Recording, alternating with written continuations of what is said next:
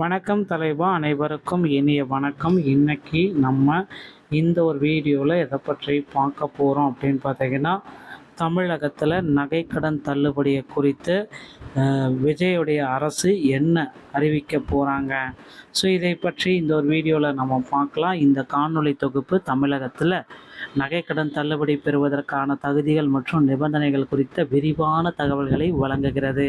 இதன்படி அரசு அங்கீகரித்த 12 பொதுத்துறை வங்கிகளில் 40 கிராம் அல்லது 5 சவரனுக்குட்பட்டு கடன் பெற்றவர்களுக்கு மட்டுமே இந்த சலுகை பொருந்தும் என விளக்கப்பட்டுள்ளது. தள்ளுபடி பெற சரியான ஆதார் மற்றும் குடும்ப அட்டை விவரங்களை சமர்ப்பித்தது அவசியம். அதே வேளையில் அரசு ஊழியர்கள் மற்றும் கூட்டுறவு சங்க பணியாளர்களுக்கு இந்த விலக்கு பொருந்தாது என தெரிவிக்கப்பட்டுள்ளது. சுமார் 45,000 கோடி இதற்காக ஒதுக்கப்பட்டுள்ளதால் தகுதி உள்ளவர்கள் மற்றும் தகுதியற்றவர்களின் பட்டியல்கள் எதன் அடிப்படையில் பிரிக்கப்படுகின்றன என்பது குறித்தும் இதில் தெளிவுபடுத்தப்பட்டிருக்கு. இலங்கை தமிழர் மற்றும் மறுவாழ்வு முகாம்களில் வசிப்பவர்கள் ஓய்வூதியர்களுக்கும் இந்த திட்டத்தில் முன்னுரிமை அளிக்கப்படுவதாக இந்த தொகுப்பு குறிப்பிடுகிறது. இறுதியாக தகுதியுள்ள நண்பர்கள் இம்மாத இறுதிக்குள் தங்கள் நகைகளை திரும்ப பெற்றுக்கொள்ளலாம் என்ற முக்கிய செய்தியும் வர இருக்கு. தமிழகத்தில் டிவிக்கு ஆட்சி அமைந்தவுடன் நகைக்கடன் தள்ளுபடி வருமா வராதா?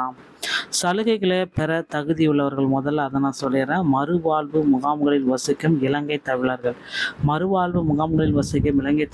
இந்த நகைக்கடன் தள்ளுபடி உறுதி செய்யப்பட்டிருக்கு. குடும்ப ஓய்வூதியர்கள், தமிழக அரசின் குடும்ப ஓய்வூதியம் பெறுவர்கள் இந்த தள்ளுபடிக்கு தகுதியுள்ளதாக கருதப்படுவர். தற்பொழுதுள்ள ரேஷன் கார்டு, தற்பொழுது நடைமுறையில் உள்ள செல்லுபடியாகக்கூடிய ரேஷன் அட்டை, ஸோ அதுவும் தமிழ்நாட்டு ரேஷன் அட்டை வைத்திருக்கிறவர்களுக்கு மட்டும்தான் இது செல்லுபடியாகும். அது சரியான ஆவணங்கள் அப்படின்னு சொல்கிறாங்க. ஓகேங்களா?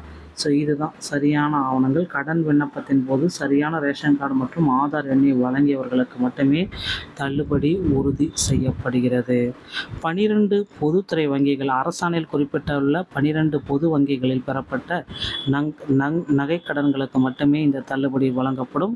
45,000 ரூபாய் கோடி அளவுக்கு நகைக்கடனை தள்ளுபடி செய்யிருக்காங்க. இந்த திட்டத்தை செயல்படுத்துவதற்காக தமிழக அரசு சுமார் 45,000 கோடியை நிதி ஒதுக்க போகிறதா சொல்லியிருக்காங்க. 5 சவரன் வரை நடை, அதாவது 40 கிராம் வரை.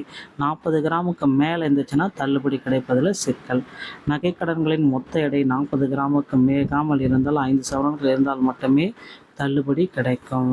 தகுதியற்ற நபர்கள் அப்படின்றத யார் அப்படின்னு நம்ம பார்க்கலாம்.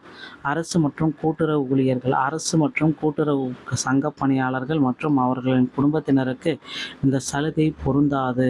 வெளி மாநில முகவரி கொண்டவர்கள், ஆந்திரா, கேரளா, புதுச்சேரி போன்ற அண்டை மாநில ஆதார் கார்டு, ரேஷன் கார்டு வைத்திருப்பவர்களுக்கு இந்த தள்ளுபடி பெற இயலாது. போலி மற்றும் நகை கடன்கள் செலுத்தியவர், போலி நகைகளை வைத்து கடன் பெற்றவர்கள் மற்றும் ஏற்கனவே கடனை முழுமையாக செலுத்தியவர்களுக்கும் இந்த தள்ளுபடி கிடையாது அப்படின்றத குறிப்பிட்டு சொல்லியிருக்காங்க.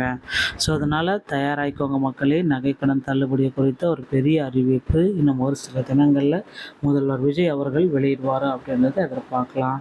இந்த வீடியோ உங்களுக்கு பிடிச்சிருந்தால் நீங்கள் நம்முடைய சேனலோட இணைந்திருங்கள். மீண்டும் ஒரு நல்ல தகவலோடு நான் உங்களை சந்திக்கிறேன். நன்றி, வணக்கம்.